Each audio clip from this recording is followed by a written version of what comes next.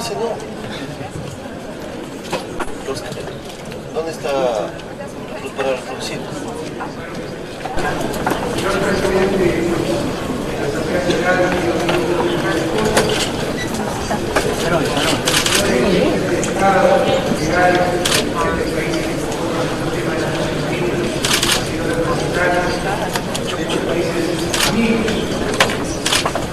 la Carta de Atlanta, el sentido de base para la solución de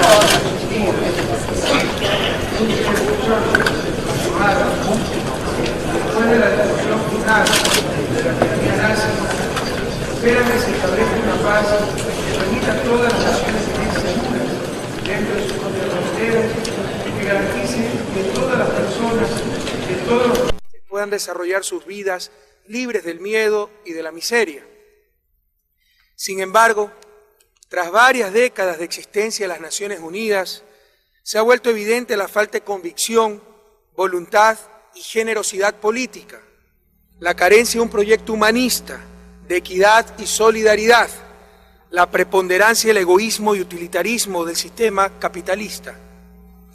Quienes asumimos nuestra condición de ser ciudadanos del mundo, no podemos entender esquemas que siempre terminan avasallando a los más pobres, esquemas que incluso contradicen sus propios postulados. ¿Cómo entender una pretendida globalización que no busca crear ciudadanos del mundo, sino tan solo consumidores del mundo? Que no busca crear una sociedad global, sino tan solo un mercado global.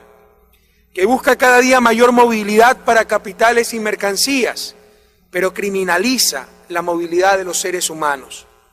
¿Tiene todo esto algún sentido?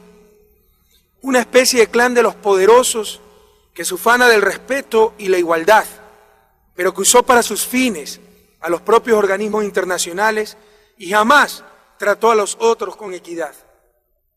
No hablamos de tolerancia, porque la misma se deriva de la dominación, sino de esas palabras que en todas las religiones y culturas han sido la fuente de toda lucha, de toda aspiración, la justicia y la igualdad. Sin embargo, la igualdad fue manoseada, utilizada desde la retórica o vilipendiada desde el poder. Como ya lo decía el poeta Juan Ramón Jiménez al escribir, lo querían matar los iguales, porque era distinto. Entonces, estamos precisamente aquí los distintos, y hemos venido ante el grupo 192, el G192, a demandar democracia y a subrayar el otro mundo posible, el otro mundo urgente que requerimos, el mundo de la paz y la justicia, que se construye a través del respeto a la soberanía de los pueblos y al equilibrio entre seres humanos, países, naciones, pueblos y continentes. Estamos aquí los distintos y llegamos desde todos los rincones. Están los hermanos africanos que han superado la opresión vergonzosa del apartheid, pero que continúan con la lacra de la inequidad, del desdén y la indiferencia. Si los tambores, la magia y la insobornable lucha rompieron maleficios y temores, hoy el mundo entero debe sanar las heridas del pueblo africano. Y como diría Nelson Mandela, que haya paz para todos, que haya trabajo, pan, agua y sal para todos. Están aquí los pueblos de Oriente, milenarios y sabios, pero ocultos para nosotros, porque la repartición del planeta los escondió de nuestra mirada, seguramente porque habríamos descubierto mucho antes la vida consagrada a la paz, o aquella sentencia de Confucio: con los corruptos no se puede hacer nada, es como intentar construir en un pantano. Están aquí musulmanes de diverso origen, pero unidos y enraizados religiosa y humanamente, aunque cierto Occidente, con su potestad de cacique, haya evitado nuestra hermandad de prójimos. Están aquí representadas civilizaciones milenarias, culturas construidas con el talento, la necesidad, la pluralidad, y ejemplo vivo de ello es el pueblo palestino, con su arena huidiza, su memoria y sus mártires. Los distintos llegamos también desde América Latina, continente postergado y humillado, pero hoy más que nunca insurgente y rebelde, consciente de su responsabilidad histórica. De América Latina llegó a este mismo foro hace casi 45 años, el 11 de diciembre de 1964, el comandante Ernesto Che Guevara, para decirle al mundo: ahora sí, la historia tendrá que contar con los pobres de América, con los explotados y vilipendiados, que han decidido empezar a escribir ellos mismos para siempre su historia. Los distintos, que somos la inmensa mayoría, exigimos transparencia y verdad a la hora de velar quiénes originaron la crisis de hoy, quiénes expoliaron a los pueblos, quiénes se beneficiaron con sus políticas de ajuste, con sus deudas ilegítimas, golpes de Estado, subterfugios e ilegalidades institucionalizadas como el Consenso de Washington, paradójico y cínico acuerdo realizado a espaldas de pueblos y gobiernos y circunscrito a los cónclaves del poder dominante y colonialismo.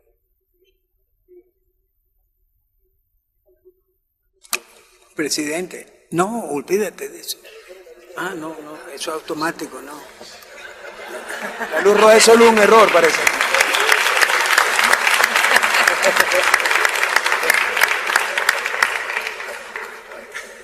Parece que a alguien de los iguales no le gustó la conferencia y me puso la luz roja.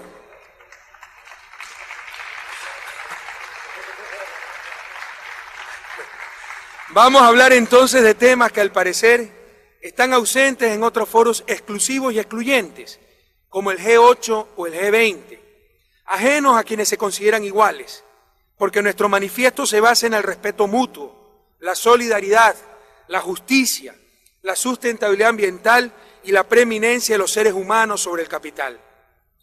Ha sido la constante transgresión de estos principios lo que originó la crisis que aún se propaga amenazadora, con fuertes efectos destructivos en los países del sur.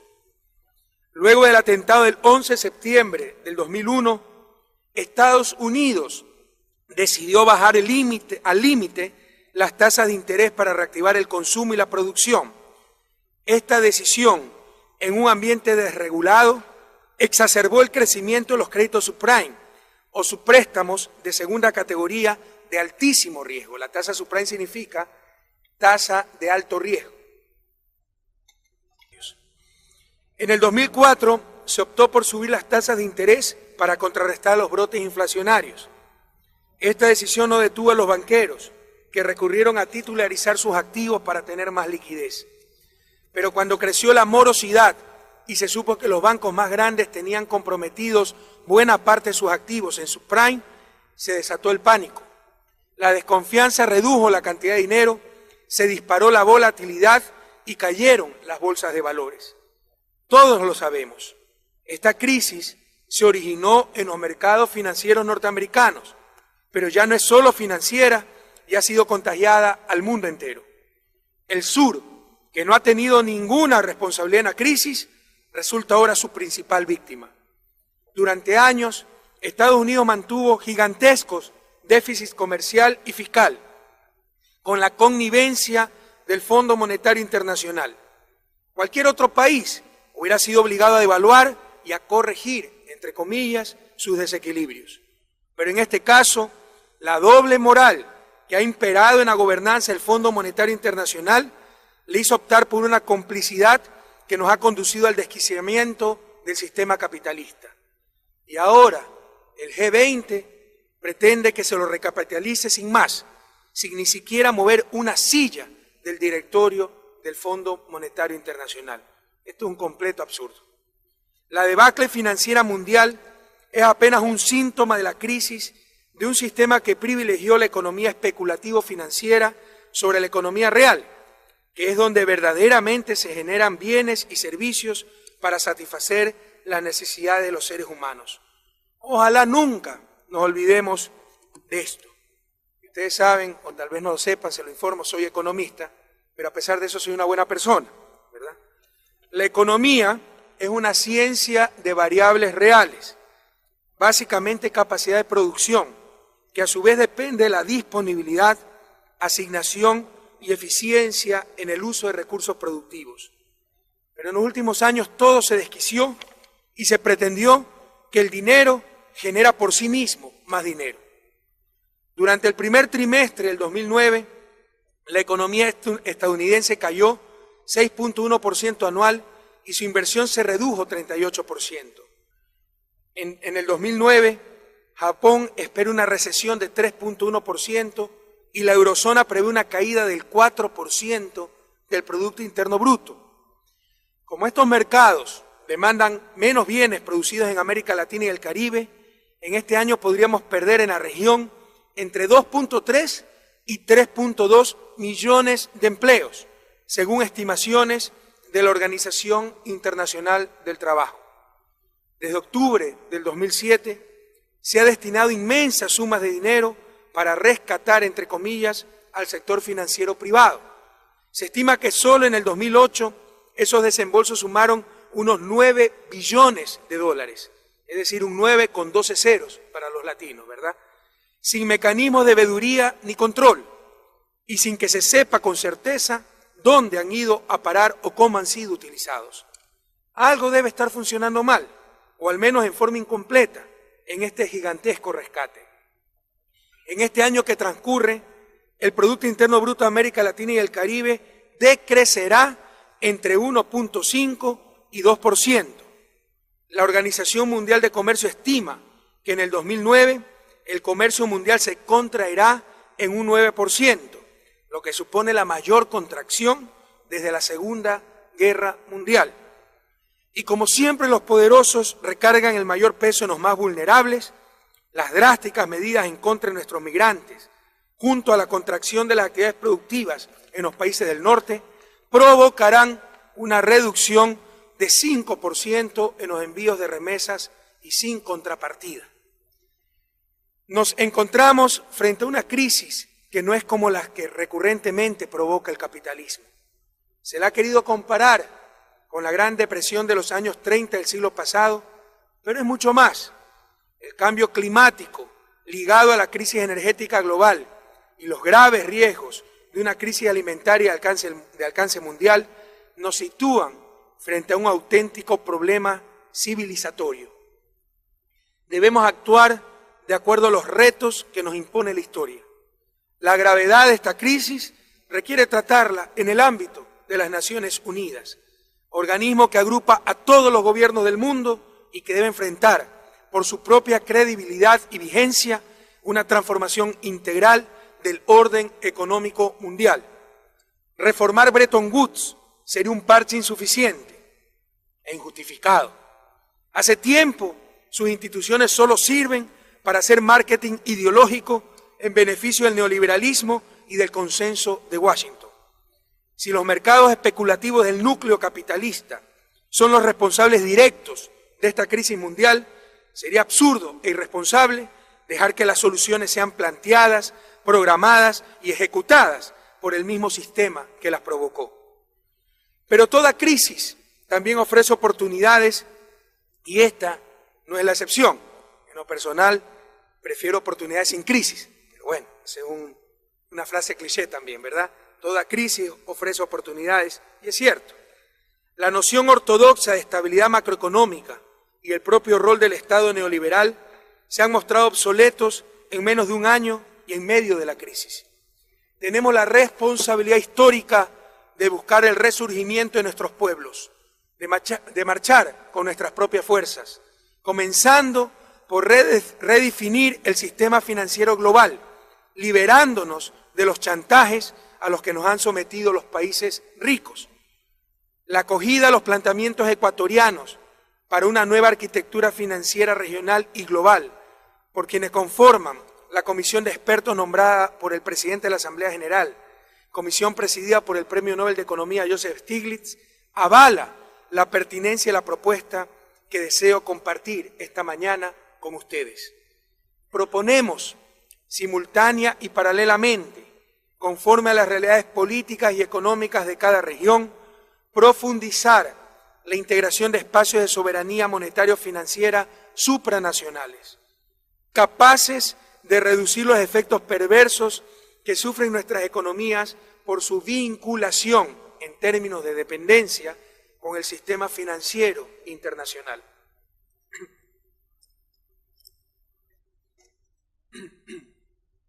Esta propuesta comenzó a fraguarse en foros regionales latinoamericanos como la Declaración de Quito de mayo del 2007, la Cumbre Unión Europea-América Latina de Lima en mayo del 2008 y la Cumbre Iberoamericana de San Salvador de octubre del 2008.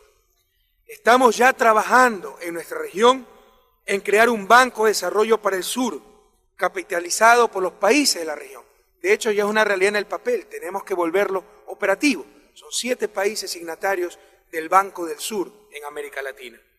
Su objetivo será financiar proyectos de desarrollo, en especial multinacionales, para mejorar nuestra competitividad sistémica y la conectividad entre nuestros países, desde nuestras prioridades y dando espacio a las monedas locales y regionales. Ligado a esto, es necesario constituir un fondo de reservas común para América Latina. Esto evitaría que más de 200.000 millones de dólares de nuestros países sean depositados en forma de reserva en bancos del norte. Imagínense, los pobres financiando a los ricos, por un lado, arrodillándonos o pretendiendo someternos para que nos den unos cuantos dólares la burocracia internacional del Fondo Monetario y Banco Mundial, y por otro lado enviando más de 200.000 millones de dólares al norte. Eso es un absurdo, es una irracionalidad. Resulta paradójico que en plena crisis permitamos que nuestro dinero financie a los países ricos, a cambio de unos pocos dólares recibidos por intereses particulares de estos países. Aquí, una de las trampas heredadas de la larga y triste noche neoliberal. En la primera mitad de la década de los 90, y basado en estudios que avergonzarían a un estudiante de primer año de economía, el Banco Mundial impuso en toda Latinoamérica las autonomías de los bancos centrales. Estas burocracias, autónomas de sus países, pero bastante dependientes de las burocracias internacionales, o vaya vean cuántos presidentes de bancos centrales, ministros de Finanzas acaban sus días como propios burócratas en Washington, en el Fondo Monetario, Banco Mundial, BID, etc. Estas burocracias, insisto, autónomas de sus países, pero bastante dependientes de las burocracias internacionales, a su vez manejan nuestras reservas y por supuestas prudencias las invierten en el primer mundo. Es decir, insisto, nuestro ahorro financiando a los ricos. Esta irracionalidad tiene que terminar, empezando porque los gobiernos vuelvan a tener el dominio de sus bancos centrales. Si unimos nuestras reservas en un fondo común, el monto necesario para enfrentar contingencias y crisis regionales será menor y el dinero sobrante serviría para capitalizar el Banco del Sur.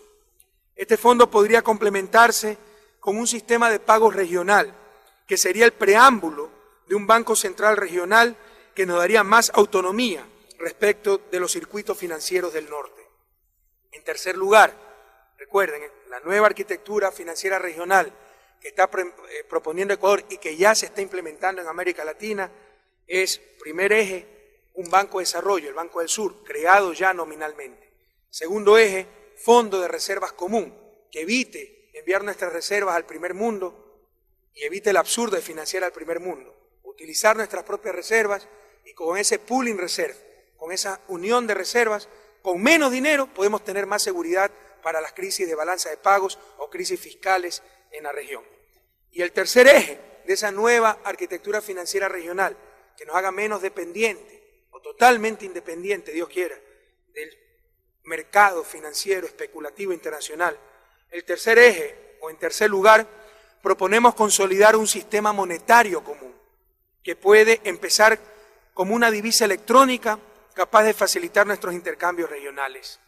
Tener un sistema de pago regional electrónico puede hacerse de inmediato, solo es cuestión de coordinación y decisión política. De hecho, ya lo estamos haciendo, pero en el seno de la Alternativa Bolivariana para los Pueblos de Nuestra América, el ALBA, foro democrático al que mi país acaba de ingresar formalmente hace 24 horas. Ya se ha adelantado en este foro significativamente este propósito, pues está próximo a operar el Sistema Único de Compensación Regional, el SUCRE, que es una moneda electrónica para realizar nuestros intercambios y de esa forma minimizar el uso de monedas extrarregionales como el dólar norteamericano. Sin embargo, en el mediano plazo, la idea es tener una moneda física regional. Creemos firmemente que la única manera es sobrevivir en esta globalización inhumana y cruel, que no busca crear ciudadanos del mundo, sino consumidores del mundo, que no busca crear una sociedad planetaria, sino un mercado planetario, es con bloques monetarios de mayor tamaño. Así que creemos que tarde o temprano América Latina tendrá que ir a uniones monetarias y tener una moneda física regional.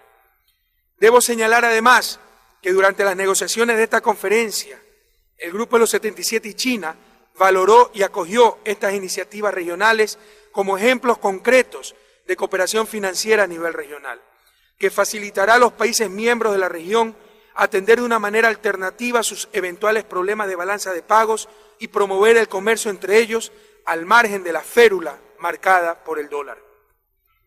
El sistema financiero internacional vigente nos obliga, contra toda justicia, a proveer financiamiento barato para el norte y al mismo tiempo a buscar financiamiento caro en el norte.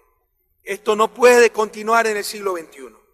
¿Qué sentido tiene utilizar una moneda extrarregional para nuestros intercambios si con ello solo mantenemos nuestra dependencia y además pagamos señoriaje?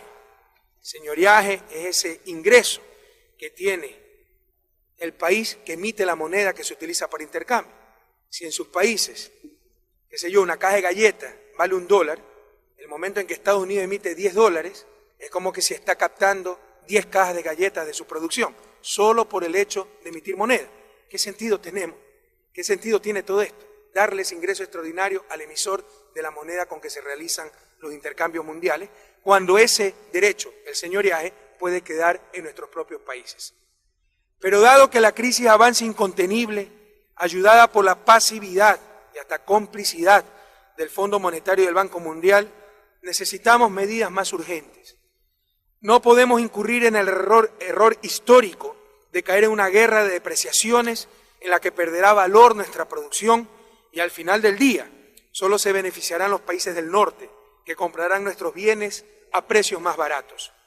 Requerimos de inmediato negociar un acuerdo monetario regional para coordinar nuestras políticas monetarias y evitar ahondar la crisis en nuestra región en beneficio de terceros países. Esta propuesta se enmarca en un concepto más amplio que desafía al paradigma dominante. La competencia entre países pobres es un absurdo y debemos ir hacia la cooperación e integración. Cuando nos ponemos a competir entre países pobres, se benefician terceros países, los países ricos. No podemos caer en esa trampa. La respuesta para los países pobres es la coordinación, la complementariedad, la integración. Concretar esto solo depende de la decisión política de nuestros estados y gobiernos. La coordinación monetaria regional puede tener varios niveles. El más acabado, insistimos, es contar con un instrumento monetario único a la manera de la Unión Europea, pero sabemos que la heterogeneidad de visiones, de gobiernos y de estructuras productivas hace que esto sea poco probable, al menos en el corto plazo. Pero por si acaso, esto se enmarca en lo que en economía conocemos la teoría de áreas monetarias óptimas, y América Latina cumple mucho más con los requisitos para tener una moneda común que lo que hacía la Unión Europea. La Unión Europea técnicamente era la antítesis de lo que se requería para tener una moneda común y fue la decisión política de los líderes europeos lo que llevó a esa unión monetaria. América Latina cumple mucho más lo que en teoría se exige para tener una moneda única. Sin embargo, es perfectamente posible adoptar acuerdos para que las oscilaciones monetarias se realicen solo dentro de determinados márgenes o bandas cambiarias, que nos permitan predecir la evolución de las monedas de nuestros socios comerciales, evitar una guerra de devaluaciones y calmar a los mercados financieros. Esto contrarrestará al mismo tiempo la incertidumbre provocada por los países que supuestamente daban el ejemplo de institucionalidad y buenas políticas. Parchar el sistema de Bretton Woods, que no controlamos, no tiene sentido para los países del sur. Esta es nuestra oportunidad para consolidar una presencia y un poder de deliberación y de una mayor decisión en el concierto internacional, para por fin ser dueños de nuestros propios destinos.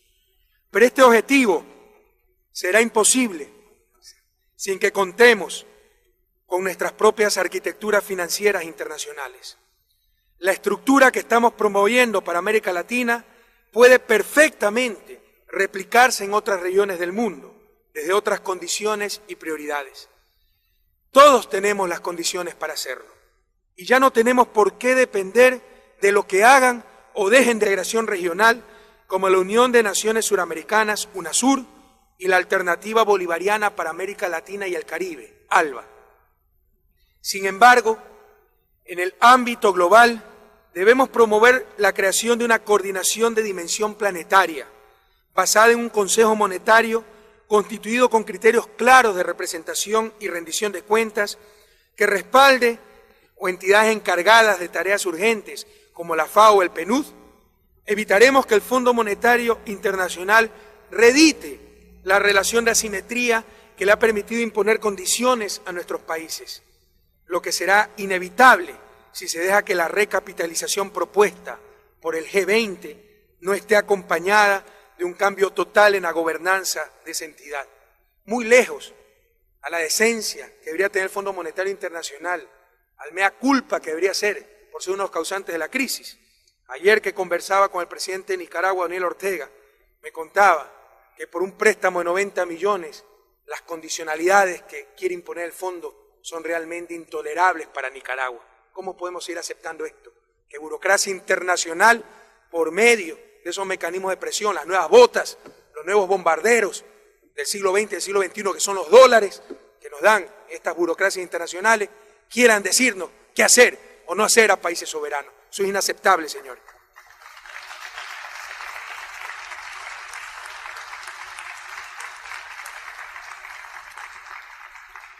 Es necesario cambiar la gobernanza del Fondo Monetario Internacional. En principio, yo diría, es mejor eliminarlo. Ya ha hecho demasiado daño. Ya traicionó todos los principios para los que fue creado. Paradójicamente, el Fondo Monetario y el Banco Mundial fueron creados para estabilizar la demanda mundial y han sido los principales factores de desestabilización de esa demanda con sus programas de ajuste, etcétera, ¿verdad? Con sus políticas procíclicas. En principio debería ser eliminado, pero si se lo quiere mantener, por qué sé yo, visiones particulares, intereses, al menos que haya un cambio sustancial en su gobernanza. En este escenario, mientras se decide una gobernanza alternativa, todos los recursos nuevos que entreguen al Fondo Monetario Internacional deben integrar a una nueva facilidad de emergencia, se deben integrar a una nueva facilidad de emergencia, ágil y sin las condicionalidades del ajuste tradicional. La administración de esta facilidad debe responsabilizarse a un directorio diferente, como el que ya tiene el Fondo Global del Ambiente dentro del Banco Mundial. Debemos intensificar nuestra presión para exigir que la capitalización mediante derechos especiales de giro de esas entidades del sistema de Naciones Unidas sirva para atacar con más recursos los problemas alimentarios, de cambio climático y del desarrollo en los países del sur. La emisión de estos derechos especiales de giro debe ser inmediata y el 60% de ella, que corresponde a los países desarrollados, puede destinarse a cumplir, aunque sea parcialmente, ese 0.7% del Producto Interno Bruto que ofrecieron desde los años 70 dedicar como ayuda al desarrollo, políticas contracíclicas y políticas de lucha contra la pobreza. De paso, esto también nos ayudará a escapar de las restricciones de liquidez impuestas por la unipolaridad financiera. El imperativo de redefinir el orden financiero mundial, desquiciado por la especulación y el privilegio, también se justifica desde una visión de derechos humanos.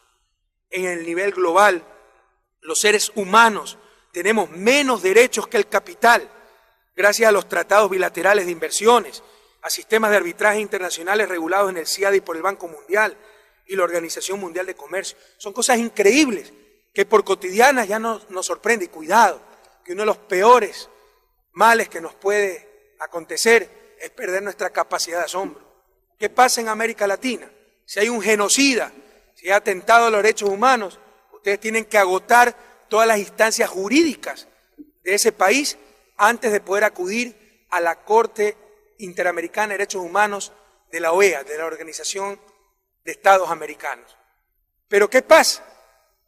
Frente al capital, si cualquier transnacional se siente afectada por un país de Latinoamérica, nos puede llevar inmediatamente al CIADI, sin agotar ninguna instancia jurídica dentro de nuestros países. Y nos puede llevar ese arbitraje extrarregional, una transnacional a un Estado soberano. Y esa instancia de arbitraje extrarregional, el CIADI en el Banco Mundial, puede juzgar no solamente si se cumplió la ley o no de ese país soberano con respecto a esa transnacional, sino que incluso puede juzgar si la ley es muy dura, si la pena que se le aplicó, pese a ser legal, es desproporcionada con respecto a la falta que se cometió. ¿Se imaginan la simetría del sistema actual entre la defensa de los derechos, entre comillas, del capital y, por ejemplo, los derechos humanos? Es que nosotros tenemos algún foro donde podamos decir los países que nos oponemos a la pena de muerte, decir la ley estadounidense que establece pena de muerte es demasiado drástica para la falta, ningún ser humano merece perder la vida por falta que haya cometido y que se derogue dicha ley o se la contradiga. No existe ese foro, pero para el capital sí existe un foro que contradice las leyes de estados soberanos. Todo esto tiene que acabar, todo esto es una locura. El derecho a la vida, a la salud, a la educación de nuestros pueblos, al buen vivir, al summa causae, como dicen los pueblos ancestrales de mi patria, están por sobre el interés de los especuladores internacionales de Wall Street. Si este principio mínimo se considera insubordinación, que así sea. Ecuador ha logrado anular su deuda comercial ilegítima. Con una inversión cercana a los 900 millones de dólares, hemos evitado un pago de capital más intereses de casi 9.000 millones de dólares de aquí al 2030. La historia del subdesarrollo, la dependencia y dominación del Ecuador y América Latina, también es la historia de la deuda externa. Los bonos, las renegociaciones, las políticas condicionadas, los contratos de deuda, han sido los modernos mecanismos de dominación mediante el endeudamiento forzado y hereditario, que en América Latina recibió el nombre concertaje.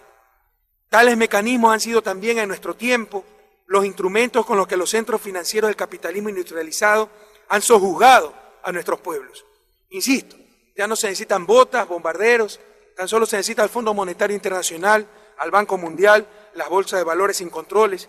Son los modernos encomenderos, verdaderos traficantes insaciables de riqueza a costa de la educación, la salud, el alimento de nuestros niños, que un 26% padecen de desnutrición crónica en un país como Ecuador, a costa de la paz, el bienestar y la propia vida de millones de compatriotas, de hombres y mujeres nacidos esclavos de una deuda ajena. En mi país, el gobierno de la Revolución Ciudadana se propuso, desde el primer momento, solucionar definitivamente el dogal de la deuda externa, y coherente con su promesa y su propuesta, con una convicción profunda, lo hizo, y ahora puede declarar al Ecuador libre de deuda comercial externa ilegítima. Y esta declaratoria será un homenaje al bicentenario de la independencia y una manera de honrar la memoria de nuestros héroes, Bolívar, Alfaro, Sucre, Manuela. ¿Cómo lo hicimos? Por primera vez en historia, un gobierno organiza una comisión auditora de la deuda. Ha habido otras experiencias de comisiones auditoras de deuda, pero desde la sociedad civil, y muy pocas. Es por primera vez que desde un gobierno se estructura una comisión de auditoría de la deuda. El informe de dicha comisión sirvió para declarar ilegítima la deuda por todos los dolos, fraudes, estafas que en su origen y desarrollo se encontraron. En base a esto, se decidió unilateralmente la suspensión de pagos y luego un inteligente mecanismo y propuesta de recompra con un importante descuento que eliminara la principal fuente de ilegitimidad de dicha deuda, los sucesivos sobreprecios a los que se había renegociado. ¿Cuáles son estos dolos, estafas? Es increíble. Por ejemplo, en la crisis, Ecuador en el 99 tuvo una de las peores crisis de su historia. El Producto Interno Bruto por habitante cayó 9% en un solo año. La pobreza se duplicó, el desempleo llegó al 16% en un país que no tiene seguro de desempleo. En medio de las secuelas de esa crisis, el país tiene que declararse en mora de su pago de deuda y empieza una renegociación de la deuda. Pero ¿qué hacen los negociadores? Textualmente ponen que la propuesta de renegociación es para subir el precio de los bonos, para que no pierdan mucha plata los acreedores. Y pese a que los bonos se estaban trazando en el mercado al 15, 20%, se renegocian esos bonos al 60% de su valor nominal, que era el valor al que habían comprado los tenedores, así que ellos no perdieron absolutamente nada mientras el país estaba quebrado y perdió su oportunidad histórica en ese momento de solucionar el problema de la deuda. Esto es tan solo una muestra de los dolos, los entreguismos que ha habido en el manejo de la deuda externa. Usar mecanismos de mercado para renegociar, eso es lo que nos aconsejaban los oráculos financieros, ¿no? Para no ser parias del sistema financiero, vamos a mecanismos de mercado, negociemos a través de los mercados financieros internacionales, etc. No seamos ingenuos. Detrás de esa deuda hay poderes explícitos y eso fue precisamente lo que contrapuso Ecuador a esos poderes perversos. El poder popular de todo un pueblo que quiere ser libre y dijo no al pago de una deuda ilegítima. Las auditorías de deuda deben ser una norma y no casos de excepción. Incluso el G20 propuso en noviembre del 2008 como un tema prioritario la recuperación de la ética y la transparencia en las finanzas internacionales. Ojalá vayan del discurso a los hechos. No nos cansaremos de reivindicar el derecho de todo ser humano a la libre movilidad en todo el planeta. La reducción de las remesas solo es la expresión monetaria de la discriminación social y de las restricciones al empleo de los trabajadores migrantes. Exigimos una vez más la eliminación de toda medida discriminatoria en su contra y el goce pleno del derecho a la ciudadanía universal, reconocido en nuestra nueva Constitución política, porque como lo hemos expresado en otros foros, para nosotros no existen seres humanos ilegales. Lo que existe son prácticas ilegales e inmorales, como el racismo, la xenofobia y del otro lado, el coyoterismo y la explotación. Todo esto para superar patrones de producción y consumo depredadores. Proponemos tratar el cambio climático de una manera diferente. Ya no tenemos tiempo para seguirlo haciendo en el nivel meramente declarativo o con los mecanismos de mercado nuevamente. Ya es hora de enfrentar el problema en forma técnica y sobre todo en forma política, inaugurando nuevas lógicas económicas que compensen la generación de valor y no solamente la generación de mercancías. En realidad, esto inaugurará la justicia económica, promoverá nuevos mecanismos de redistribución de la riqueza en los patrones, insisto, de producción y consumo y un verdadero cambio en la correlación de fuerzas a nivel mundial. La semana pasada presentamos en Europa, más concretamente en el Parlamento alemán, nuestra iniciativa Yasuní ITT, que nos obligará a no explotar reservas de petróleo cercanas a los 850 millones de barriles para evitar emisiones de carbono y la contaminación asociada en una de las regiones de más alta biodiversidad del mundo, el Parque Nacional Yasuní, y en donde habitan 2 pueblos en aislamiento voluntario. Sin embargo, exigimos una compensación al resto del planeta. Este es un primer paso para convertir a mi país de exportador de petróleo en un país exportador de servicios ambientales, lo que, insisto, podría inaugurar una nueva era en la política, no solo económica, sino energética a nivel mundial. La experiencia europea en este campo, el del mercado de carbono, es muy alentadora, pero insuficiente. La iniciativa Yasuní ITT es un concepto mucho más amplio, mucho más completo. Compensar por la contaminación evitada, esto es, por la conservación de valores de uso, como es el medio ambiente. El centro se nos obligó a responder a la crisis de la deuda paralizando nuestros aparatos públicos para supuestamente cumplir una política fiscal óptima, suficiente para honrar una deuda externa manipulada por ellos mismos. En América Latina y en general en el mundo en desarrollo, tenemos la plena capacidad creativa, técnica y política para promover nuestras propias respuestas, sin necesidad de apoyarlas o impulsarlas en propuestas extrañas a nuestras regiones, como sucedió con el supuesto consenso de Washington, al que no sé por qué le llamaron consenso, si jamás le consultaron nada a América Latina.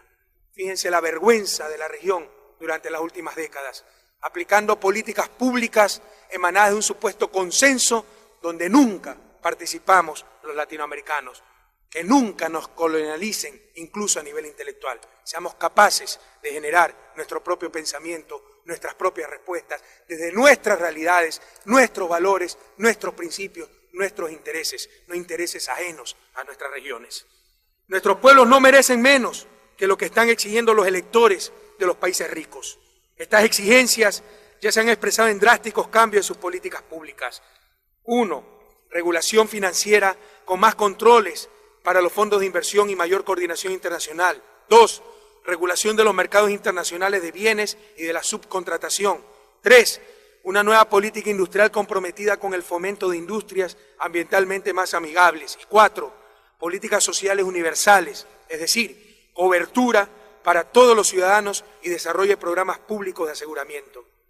Esta conferencia, queridas amigas, queridos amigos, debe ser el punto de inflexión hacia el fortalecimiento del papel de las Naciones Unidas en la gobernanza mundial, para avanzar hacia una verdadera democratización de las relaciones internacionales, empezando por cambios sustanciales en las instituciones financieras.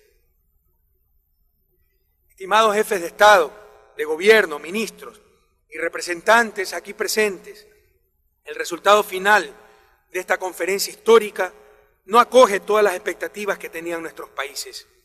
Hemos enfrentado una gran resistencia a traer este tema al seno de este Parlamento de la Humanidad, que es la Asamblea General de las Naciones Unidas, foro universal y democrático. Sin embargo, es mérito de la misma, gracias al compromiso que todos los países están asumiendo aquí y ahora. Es indispensable ahora definir los cauces institucionales de concertación, de diálogo y monitoreo de lo que aquí se decida. Es en el entorno y arbitrio de este G192, los distintos, pero verdaderamente iguales, de este G192, donde debemos discutir las soluciones integrales, equitativas y democráticas a esta crisis originada, como siempre, en la codicia y el desdén. Somos los distintos quienes debemos orientar el mundo convulsionado de hoy. El tiempo apremia. Tenemos que avanzar hacia modelos de sociedad que pongan por delante el bienestar humano por sobre los intereses del capital y que respeten los límites que nos impone la naturaleza. Eso solo se hace con la necesaria voluntad política, no con esa entelequia llamada mercado, con acción colectiva, con voluntad política, con cooperación, con coordinación y con una nueva ética de convivencia planetaria y con un profundo proceso de descolonización, incluso del pensamiento. Y también con la irrestricta defensa de la soberanía. Nuestra respuesta colectiva a los coletazos imperiales es, una vez más, la solidaridad, y nuestra fuerza inagotable se basa en la unidad de los pueblos, la unidad de los pobres, la unidad de los distintos. Muchísimas gracias y hasta la victoria siempre, compañeros.